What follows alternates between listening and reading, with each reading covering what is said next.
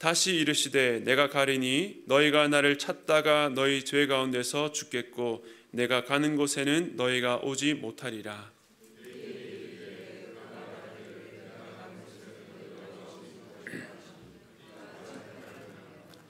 예수께서 이르시되 너희는 아래에서 났고 나는 위에서 났으며 너희는 이 세상에 속하였고 나는 이 세상에 속하지 아니하였느니라.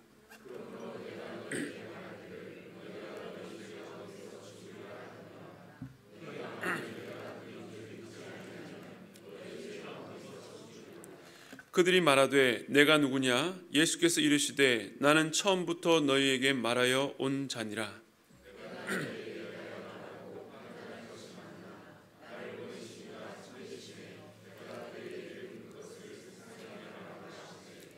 그들은 아버지를 가리켜 말씀하신 줄을 깨닫지 못하더라.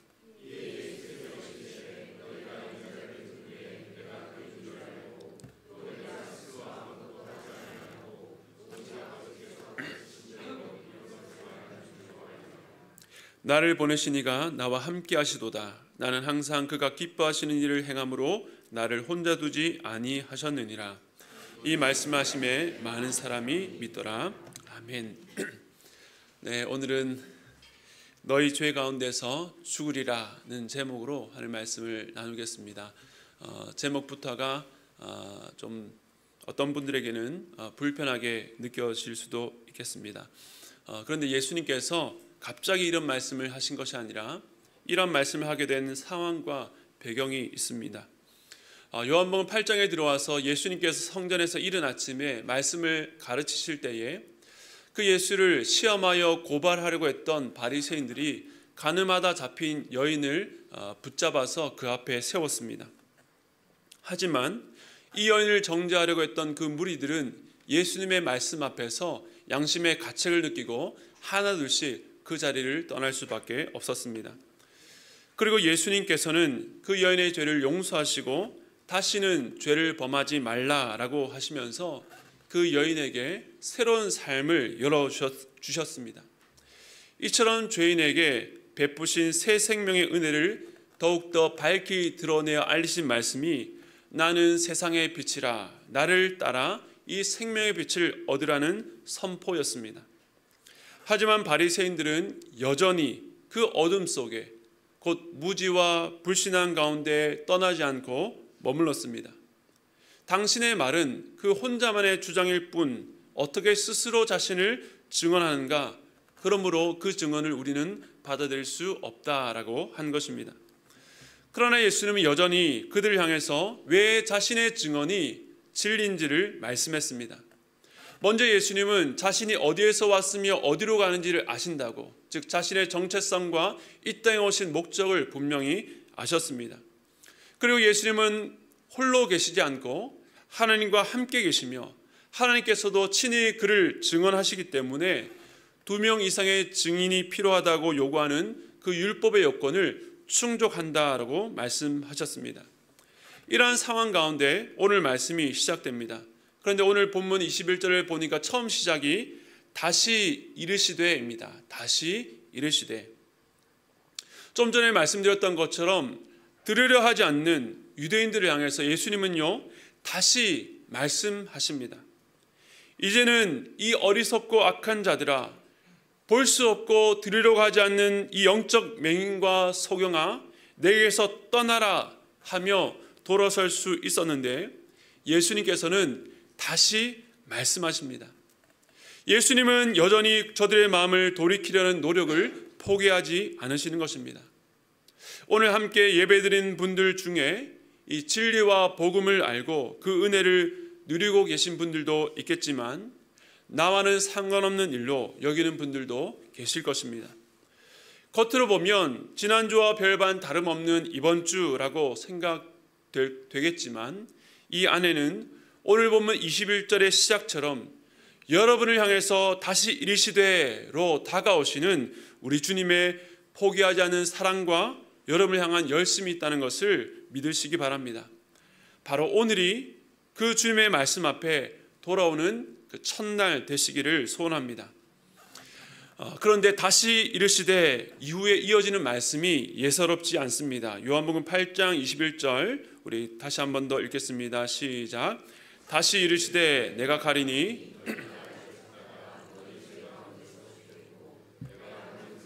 너희가 다시 오지 못하리라.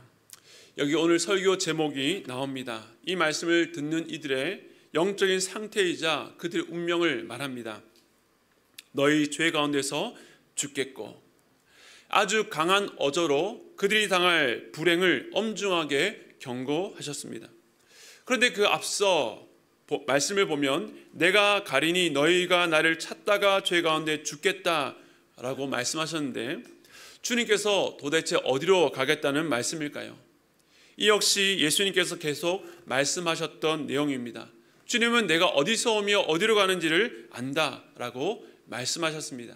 그리고 그 주님께서 가시는 곳에 대해서 요한복음 14장 2절과 3절은 이렇게 말합니다. 내 아버지 집에 거할 곳이 많도다. 그렇지 않으면 너희에게 일렀으리라. 내가 너희를 위하여 거처를 예배하러 가노니 가서 너희를 위하여 거처를 예배하면 내가 다시 와서 너희를 내게로 영접하여 나 있는 곳에 너희도 있게 하리라. 아멘. 이 말씀은 예수님께서 제자들에게 하셨던 말씀입니다. 예수님은 자신의 죽음을 앞두고 이 세상을 떠나 아버지께로 돌아가실 때가 이른 줄 아시고 제자들을 이렇게 가르치셨습니다. 예수님이 떠나신다는 소식을 듣고 말씀을 듣고 불안해하는 제자들을 향해서 예수님은 자신이 떠나는 목적이 장차 제자들이 머물 거처를 예비하기 위해서이며 그 거처가 예비되면 다시 와서 제자들을 영접할 것이라고 약속하셨습니다. 그러니까 아직은 미완성인 처소를 위해서 예수께서 앞서가셔서 그것을 완성하시겠다는 것입니다. 그런데 오늘 본문 21절에 보면 내가 가리니 너희는 나를 찾다가 너희 죄 가운데 죽겠고, 하반절에 내가 가는 곳에는 너희가 오지 못하리라 말씀하십니다. 무슨 말씀입니까? 이 말씀을 듣고 있는 유대인들은 예수님이 이 땅을 떠난 뒤에도 예수를 찾다가 죄 가운데 죽을 것인데, 뿐만 아니라 주님이 예배하신 거처에도 들어갈 수 없다는 말입니다. 얼마나 절망적입니까? 그런데 유대인들이 예수님을 떠난 뒤에 예수님을 찾는다라고 하니까 예수님이 죽고 난 뒤에야 비로소 예수님을 바로 알게 되어서 찾는다는 말인가? 그런데 그렇게 열심히 찾아도 죽어서 하나님 나라에 들어가지 못한다는 말인가라고 생각할 수 있는데, 이 말씀은 그런 뜻이 아닙니다. 메시아를 찾고 기다린 것으로 치면 유대인들보다 간절히 기다린 자들이 없습니다. 바리새인들이나 서기관들은 그들이 갖고 있는 박식한 성경의 지식을 갖고 메시아를 기다려왔습니다. 2000년이 지난 지금까지도 유대인들은 그 열심을 멈추지 않습니다. 엄청난 역사의 대전환기를 겪으면서도 그들은 여전히 메시아를 기다리고 있습니다. 그런데 문제가 있습니다. 그들은 누구보다 열심히 오랫동안 메시아를 기다려왔지만 바른 목적과 올바른 의도로 찾지 않았다는 것입니다. 그리스도를 찾는 동기가 악하고 부정적이었습니다. 그들은 오히려 예수를 핍박하고 죽이기 위해서 예수를 찾았던 것입니다. 그리고 예수가 죽은 뒤에도 그들은 예수의 제자들과 사도의 터 위에 세워진 교회를 없애기 위해서 찾았습니다. 어디에서 잘못된 것입니까? 그들이 열심히 문제가 아니라 잘못된 메시아관을 갖고 있었다는 것입니다. 우리 중 하나와 같은 모습으로 이 땅에 온 평범한 청년, 잘 배우지도 좋은 집안 배경도 없는 그 나사렛 예수가 아니라 로마의 왕권을 정복할 강력한 메시아를 원했습니다. 자기들 위선을 드러내어 꾸짖는 자가 아니라 그 종교적 열심과 권위를 인정해주고 확인시켜줄 메시아를 원했습니다. 그래서 저들의 생각에 저 청년 예수는 도무지 메시아일 수가 없었던 것입니다. 아니, 메시아여서는 안 되었습니다. 그래서 그들은 다른 메시아를 찾았던 것입니다. 그런데 그 끝이 무엇입니까? 열심히 지금까지도 찾고 있지만 그들은 자기의 죄 가운데 죽을 자들이요, 죽어서도 예수께서 마련하신 처소에 들어갈 수 없다는 것입니다. 유대인들의 잘못된 메시아 대망 사상, 우리에게는 좀 먼 이야기처럼 느껴질 수 있습니다. 그런데 이 땅에 살아가는 모든 자들, 참된 메시아 그리스도를 만나지 못한 모든 자들은 모두가 그 메시아를 거부하고 그리스도를 거부하고 유대인들처럼 모두 각자의 메시아관을 갖고 찾는 자들입니다. 종교가 없고 아무도 믿지 않는 자들도 모두 자기만의 메시아를 찾습니다. 나를 자유되게 하는 메시아, 내게 부담되고 내가 싫은 것은 강요하지 않으면서 내가 원하는 것은 무한정 허용해 주는 메시아. 그것이 물질일 수도 명예일 수도 자기의 배우자일 수도 자신의 자녀일 수도 있습니다. 그것이 무엇이든 자기의 욕망을 채워줄 메시아를 찾고 그 메시아를 오늘도 기다리는 것입니다. 그것이 대단한 욕망이 아닐 수도 있습니다. 그저 남들에게 피해주지 않고 자기만의 소소한 행복을 찾는 자들도 모두가 자기만의 메시아를 찾아 나선 자들입니다. 그런데 그들이 아무리 열심히 그리고 오랫동안 찾는다 할지라도 그들이 가는 길은 하나라고 말씀합니다. 무엇입니까? 너희가 찾다가 너희 죄 가운데서 죽겠고. 그런데 여기서 쓰인 죄라는 헬라어 단어는 이 하마르티아인데요, 복수가 아니라 단수로 쓰였습니다. 인간이 저지르는 모든 죄를 대표해서 단수로 쓰였을 수도 있고 어떤 개별적인 다양한 죄들을 말하는 것이 아니라 죄의 본질을 의미하는 것일 수도 있습니다. 이 하마르티아라는 단어는 잘못, 죄라는 뜻을 가진 단어인데요, 이 단어 안에는 표적을 빗나가다, 표적에서 빗나가다는 뜻을 갖고 있습니다. 관역을 벗어났다는 의미입니다. 이 세상의 죄는 다양한 형태로 드러납니다. 그런데 그 모든 죄의 출발점 근원은 하나라는 것입니다. 바로 표적을 벗어나 있는 상태입니다. 표적에서 한참을 벗어났든지 아니면 아슬아슬하게 벗어났든지 상관없이 모두가 표적을 벗어난 상태, 바로 하마르티아입니다. 다시 말해 죄라고 하는 것은 하나님에게서 벗어난 인간의 상태를 말합니다. 사람에게는 하나님만이 유일한 목적이요 의미가 되어야 되는데 하나님 아닌 다른 것들, 그것이 물질이든 사람이든 아니면 자기가 세운 목표이든 상관없이 참된 목표에서 벗어나 있다면 그것은 죄인 상태인 것입니다. 우리가 특정한 죄를 범했기 때문에 죄인이 아니라 하나님에게서 벗어난 상태에서 짓는 모든 행위들, 모든 생각들이 바로 죄일 수밖에 없는 것입니다. 그 상태 가운데 있는 사람은 그 죄로 말미암아 죽습니다. 죄 가운데 죽는 것은 사람이 당하는 죽음이 바로 이 죄와 깊이 연관되어 있다는 것입니다. 단순히 이 땅 위에서 숨이 끊어지는 육체적 생명의 종말만을 말하지 않습니다. 이 세상에서도 죄를 지으면 그 죄에 대한 대가를 치러야 됩니다. 마찬가지로 온 우주 만물을 창조하시고 다스리시는 하나님의 세계 안에서 그 하나님을 벗어나 자기가 구축하고 만든 세상에서 자기가 원하는 메시아를 찾아 살아간다면 그 죄에 대한 대가를 반드시 치를 수밖에 없는 것입니다. 그것이 바로 죽음입니다. 히브리서 9장 27절은 이렇게 말합니다. 한번 죽는 것은 사람에게 정해진 것이요 그 후에는 심판이 있으리니. 모든 사람이 죽습니다. 그러나 그것으로 끝이 아니라 죽음 이후의 영원한 심판, 영원한 죽음이 있다라고 말씀합니다. 참 무섭고도 안타까운 말씀입니다. 그런데 이 말씀을 정확히 뒤집는 말씀이 지난번 보았던 말씀입니다. 요한복음 8장 12절 말씀 우리 함께 읽겠습니다. 시작.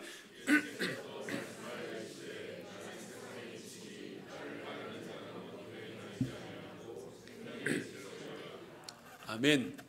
세상의 빛 대신 주님을 따르면 생명의 빛, 바로 생명을 얻지만 어둠에 사는 자들은 오늘 말씀처럼 죄 가운데 죽게 됩니다.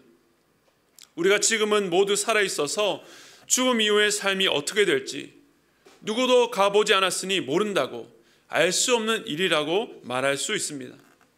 그러나 그 생각을 내려놓고 오늘 살아있는 하나님의 말씀을 들으시기 바랍니다. 이 말씀은 어둠 가운데 있는 자들에게 빛을 주는 생명의 말씀입니다. 그런데 오늘 본문 속에 유대인들은 이 생명의 말씀을 듣고도 여전히 들으려 하지 않습니다.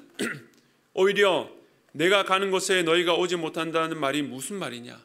그가 자결하는가? 저가 스스로 목숨을 끊으면 우리가 절대 그곳에 갈 수 없는 것 아닌가라고 조롱합니다. 그런데 이 조롱 속에 의외의 진리가 담겨 있습니다. 여기서 저가 자결하려는가 이 말씀을 좀 기억하고 계십시오. 지금 유대인들의 반응이 어떻습니까? 예수님께서 안타까운 마음으로 다시 이르시되 이번에는 무서운 경고로 그들을 일깨우려고 하셨지만 그들은 오히려 조롱합니다. 이렇게 말씀을 듣고도 깨닫지 못하는 이유에 대해서 주님은 이렇게 말씀하십니다. 요한복음 8장 23절 우리 함께 읽겠습니다. 시작. 예수께서 이르시되 너희는 아래에서 났고 나는 위에서 났으며 너희는 이 세상에 속하였고 나는 이 세상에 속하지 아니하였느니라. 아멘. 여기서 예수님과 너희 유대인의 대조가 나옵니다. 유대인은 아래에서 나서 세상에 속한 자들이요, 예수님은 위에서 나서 세상에 속하지 않았습니다. 유대인들을 포함해서 모든 사람들이 진리의 말씀, 복음을 들으려 하지 않고 듣고도 깨닫지 못하는 이유는 이 아래에서 났기 때문에 그렇습니다.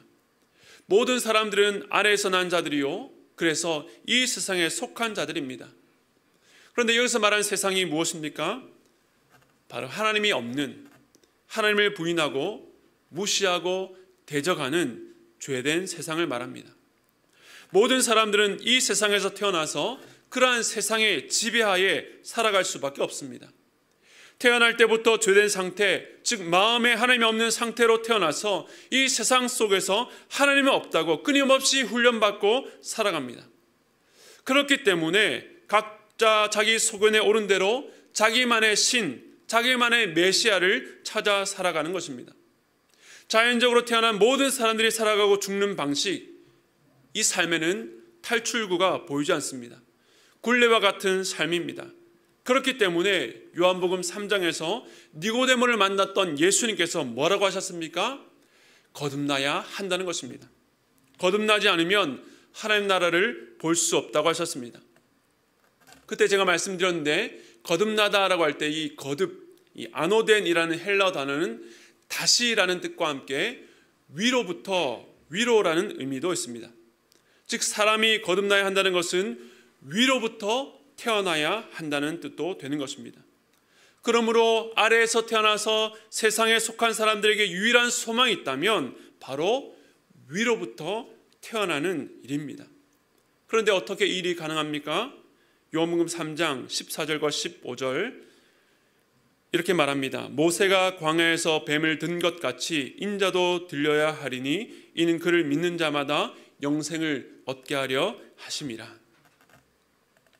영생을 얻기 위해 인자가 들리는 사건과 그를 믿는 자마다라고 해서 믿음이 나옵니다. 그런데 오늘 본문을 읽어보면 이 내용이 순서를 바꿔서 등장하는 것을 보게 됩니다. 먼저 요한복음 8장 24절 우리 함께 읽겠습니다. 시작. 그러므로 내가 너희에게 말하기를 너희가 너희 죄 가운데서 죽으리라 하였노라. 너희가 만일 내가 그인 줄 믿지 아니하면 너희 죄 가운데서 죽으리라. 아멘. 이 아래에서 나서 이 세상에 속한 자들의 운명에 대해서 오늘 설교 제목이 2번 반복되는데요. 너희 죄 가운데서 죽으리라. 그런데 그 2번 반복되는 말 사이에 이런 말씀이 있습니다. 너희가 만일 내가 그인 줄 믿지 아니하면, 사실 우리나라 성경에는 내가 그인 줄이라고 되어 있지만 헬라어 원문에 보면 그냥 에고 에이미, I am 이라고 되어 있습니다. 불완전한 구조로 되어 있기 때문에 어떤 의미인지 선뜻 다가오지 않습니다. 그런데 출애굽기 모세가 불타는 가시떨기 나무에서 하나님을 만났을 때에 하나님께 자신을 나는 스스로 있는 자라고 소개하신 뜻으로 보면 됩니다. 즉 하나님은 다른 어떤 것으로 설명할 수 없는 존재인 것처럼 예수님께서 에고 에이미, 바로 내가 하나님인 것을 너희가 믿지 않으면 죄 가운데 죽는다는 것입니다. 위로부터 태어나기 위해서는 반드시 이 예수님을 믿어야 된다라고 말씀합니다. 그 다음이 요한복음 8장 28절입니다. 우리 함께 읽겠습니다. 시작. 이에 예수께서 이르시되 너희가 인자를 든 후에 내가 그인 줄을 알고 또 내가 스스로 아무것도 하지 아니하고 오직 아버지께서 가르치신 대로 이런 것을 말하는 줄도 알리라. 아멘. 위로부터 태어나기 위해서는 인자가 들리는 일이 먼저 있어야 됩니다. 그런데 오늘 본문에서 너희가 바로 유대인들이 인자를 든 후에라고 말씀합니다. 즉 유대인들이 인자를 든다는 것입니다. 유대인들이 예수를 십자가에 못 박은 일을 가리킵니다. 그런데 이 말씀에서는 유대인들이 예수를 십자가에 못 박고 난 뒤에 마치 예수님을 제대로 알게 되었다라고 말하는 것 같지만 역사적으로 그렇지 않습니다. 그들은 지금까지도 예수를 무시하고 메시아를 기다리고 있기 때문입니다. 그래서 이 말씀은 저희들이 인자를 든 후에야 진리를 깨닫고 변했다는 것이 아니라 저들이 악한 방식대로 예수를 핍박하고 십자가에 못 박았으나 결과적으로 그 일이 예수 그리스도의 메시아 되심을 드러나게 한다는 말씀입니다. 복음서를 읽어보면 악인들이 나쁜 의도로 예수님을 공격하고 폄하하는데 그 속에서 오히려 하나님의 놀라운 뜻이 이루어지는 섭리를 보게 됩니다. 대표적으로 대제사장 가야바가 사람들과 모의해서 예수를 죽이려 하면서 이렇게 말합니다. 요한복음 11장 50절입니다. 한 사람이 백성을 위하여 죽어서 온 민족이 망하지 않게 되는 것이 너희에게 유익한 줄을 생각하지 아니하는도다 하였으니, 이 유대인들은 거짓 증언과 온갖 음모를 꾸며서라도 거짓 메시아 예수를 죽이는 것이 온 민족이 망하지 않게 되는 일이라고 생각했습니다. 하지만 결국 그들이 악한 방식대로 예수를 죽인 그 일이 하나님의 놀라운 구원 역사를 이루고 증거하는 일이 된 것입니다. 정말로 한 사람 예수가 죽어서 온 민족이 망하지 않게 된 것입니다.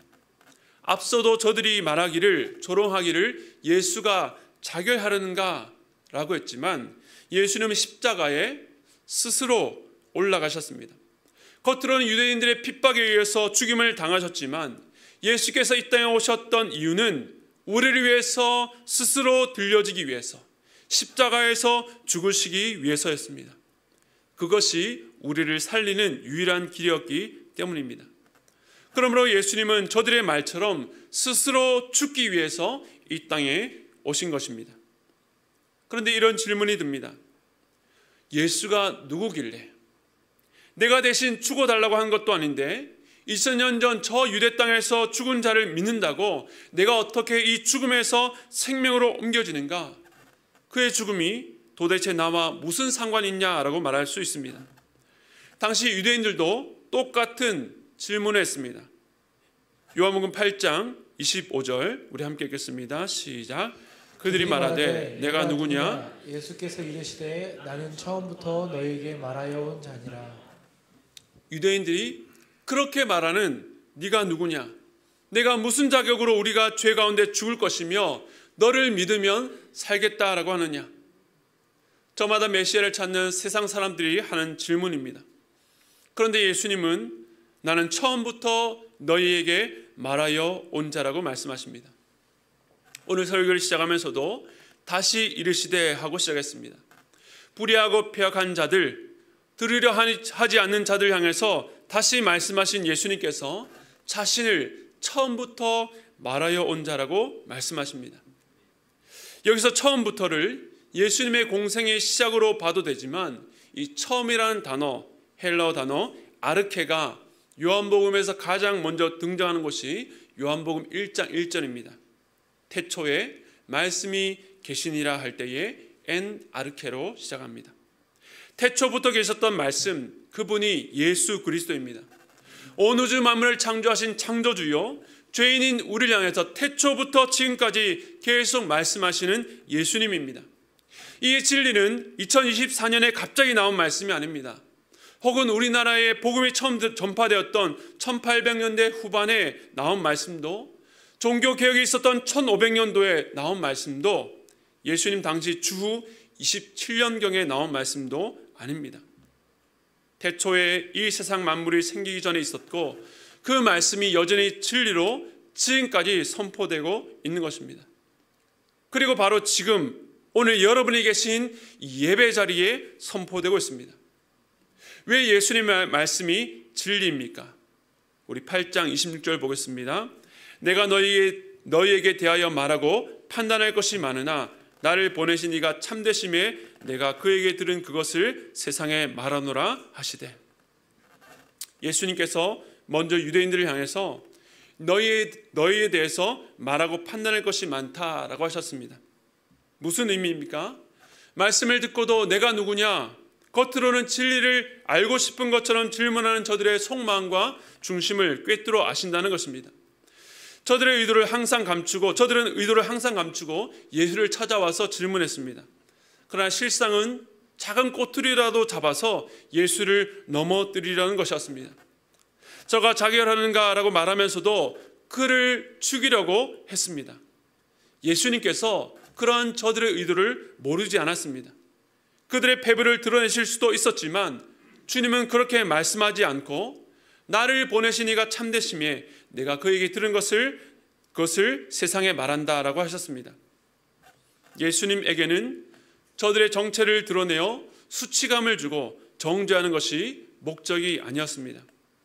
예수님은 자신을 보내신 이에게 들은 그 말을 세상에 전하는 것이 최우선이었습니다.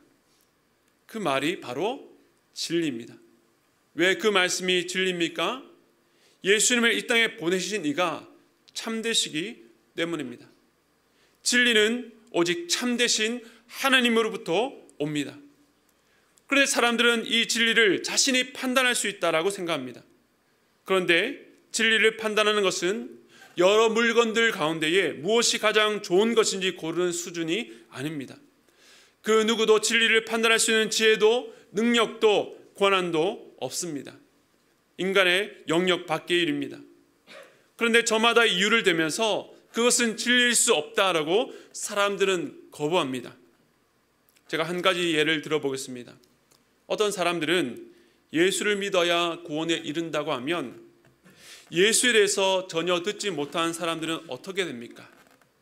우리나라에 기독교가 전해지기 전에 있었던 사람들, 이순신 장군과 세종대왕은 어떻게 됩니까? 아프리카와 아마존, 정글, 오지에서 태어나 죽는 사람들, 평생 한 번도 복음을 듣지 못한 사람들은 어떻게 되는 것입니까? 만약 그 사람들이 단지 예수를 믿지 않았기 때문에 죽는다면 나는 그런 예수님, 그렇게 무정하고 무능력한 하나님은 믿지 않겠다라고 말합니다. 그런데 예수님은 그렇게 말하는 사람들에 대해서 오늘 본문의 말씀처럼 말하고 판단할 것이 많다라고 하십니다. 어떤 의도인지 정말 그것 때문에 예수를 믿지 않고 복음을 거부하는 것이 아니라는 것을 아신다는 것입니다. 오늘 설교에서 이 질문에 대한 답을 모두 다룰 수 없습니다. 하지만 성경은 분명히 하나님께서 공중에 나는 새와 오늘 있다가 내일 아궁이에 던져지는 들풀도 먹이시고 입히시는 분이라고 말씀합니다. 사람들은 복음을 들을 때에 자신이 살면서 한 번도 관심을 기울이지 않았던 자들의 영혼의 문제를 언급하며 그 복음 앞에서 회피하려고 하지만 예수님은 오늘 그들의 문제가 아니라 바로 여러분 자신의 영혼의 문제에 대해서 말씀하고 계시는 것입니다. 하나님은 사람들이 전혀 신경 쓰지 않는 미물까지 돌보시고 입히시는 분입니다. 물론 우리는 앞서 언급했던 이순신, 세종대왕, 오지의 사람들의 구원에 대해서 다 이해할 수 없습니다. 그러나 분명한 것은 바로 지금 여기 앉아서 죽음과 생명, 예수 그리스도와 믿음에 대해 들은 여러분들이 만약 이 말씀을 듣고도 인생의 끝까지 예수와 상관없이 살아간다면 마지막 날 하나님 앞에 섰을 때에 나는 복음을 듣지 못해서 몰랐습니다. 죽고 난 뒤에 하나님의 심판이 정말 있는지 몰랐다고 변명할 수 없다는 것입니다. 예수님께서 너희는 죄 가운데 죽으리라고 말씀하신 것은 그들을 저주해서 그들의 소망을 빼앗기 위해서가 아닙니다. 하나님의 본심이 무엇입니까? 에스겔 18장 23절 이렇게 말합니다. 주 여호와의 말씀이니라. 내가 어찌 악인이 죽는 것을 조금인들 기뻐하랴. 그가 돌이켜 그 길에서 떠나 사는 것을 어찌 기뻐하지 아니하겠느냐. 에스겔 18장 32절은 이렇게 말합니다. 주 여호와의 말씀이니라. 죽을 자가 죽는 것도 내가 기뻐하지 아니하노니 너희는 스스로 돌이키고 살지니라. 하나님은 악인이 죽는 것을, 죄 가운데 죽을 수밖에 없는 자가 죽는 것을 기뻐하지 않고 그들이 그 길에서 돌이켜 떠나 사는 것을 기뻐하십니다. 그래서 너희는 돌이켜 살라고 말씀하시는 것입니다. 어둠에 거하지 말고 빛으로 나오라고, 예수를 믿어 생명의 빛을 얻으라는 이 말씀을 저를 통해서 여러분에게 전하고 계시는 것입니다. 혹시 아직 예수를 믿지 않는 분들이 있다면 이 진리의 말씀을 붙잡으시기 바랍니다. 아, 내가 이렇게 살지만 죄 가운데 죽을 수 있겠구나 라는 생각이 드신다면 예수를 붙잡으시기 바랍니다. 어둠과 죽음에서 빛과 생명으로 나오시고 예수를 여러분의 삶의 주인으로 모시고 진짜 살아있는 자로 사시는 여러분 되시기를 축복합니다. 그리고 이제 이미 예수 그리스도를 믿는 분들에게 말씀드립니다. 이미 생명과 빛을 소유한 자들은 이 땅을 어떻게 살아야 될까요? 요한복음 8장 29절 우리 함께 읽겠습니다. 시작. 나를 보내신 이가 나와 함께 하시도다. 나는 항상 그가 기뻐하시는 일을 행함으로 나를 혼자 두지 아니하였느니라. 아멘. 이 말씀을 묵상하면서 저의 소명에 대해서 생각하게 되었습니다. 저는 어릴 적부터 자신감이 부족하고 유약한 아들이었습니다. 밝고 활기차기보다 조용하고 어두운 편이었습니다. 그런 제가 예수를 만난 뒤에 소원이 생겼는데 하나님께 쓰임 받는 것이었습니다. 다른 말로 하면 보잘것없던 제 삶이 의미와 가치가 있기를 간절히 바랬던 것입니다. 그래서 아무런 꿈 없이 살던 저에게 사명을 주신 것, 나 같은 자도 사용하시겠다고 하신 하나님의 부르심이 제게는 너무나도 감격이었고 감사했습니다. 그런데 이번 말씀을 묵상하면서 하나님께서 너 나에게 유용한 사람이 되려 하지 말고 내가 기뻐하는 일을 하면 어떻겠니? 라는 말씀으로 다가왔습니다. 주님의 말씀, 나는 항상 그가 기뻐하시는 일을 행함으로, 항상 하나님이 기뻐하시는 일을 행하시는 예수님의 마음이 어땠을까요? 기쁘셨을까요? 억지였을까요?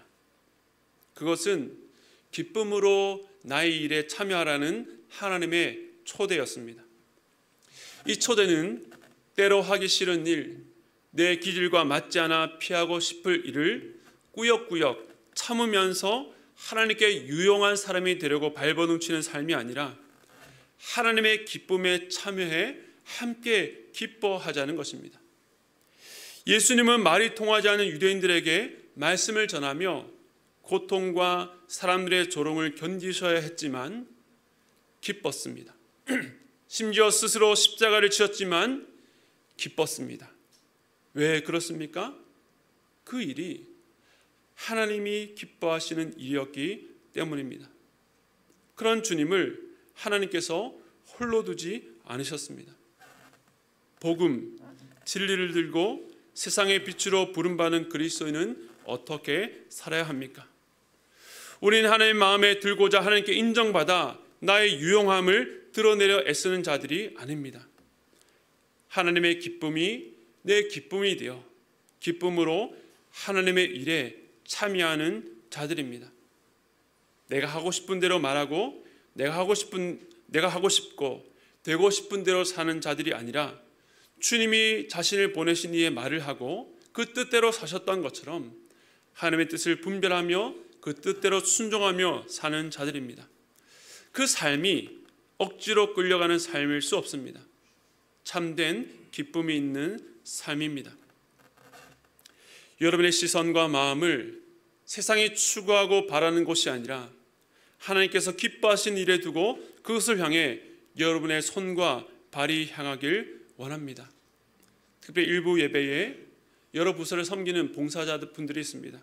여러분들이 그 일을 감당할 때에 기쁨으로 하실 수 있기를 바랍니다. 주보에 며칠 동안 계속 봉사자를 모집하는 광고가 끊이지 않습니다. 계속 반복됩니다. 혹시 아직 봉사에 참여하지 않는 분들이 있다면 기쁨으로 하나님께서 기뻐하신 일에 동참해 주시기 바랍니다. 하나님의 마음을 알고 깨닫게 되면 그 삶에 기쁨으로 헌신할 수 있습니다. 사랑하는 성도 여러분, 세상의 빛 되신 그리스도를 증언하는 증인으로 살아가 여러분을 통해 그리스도께로 돌아오는 백성들이 더욱 많아지길, 그리하여 주님의 기쁨에 참여하는 자가 되시기를 주님의 이름으로 축복합니다.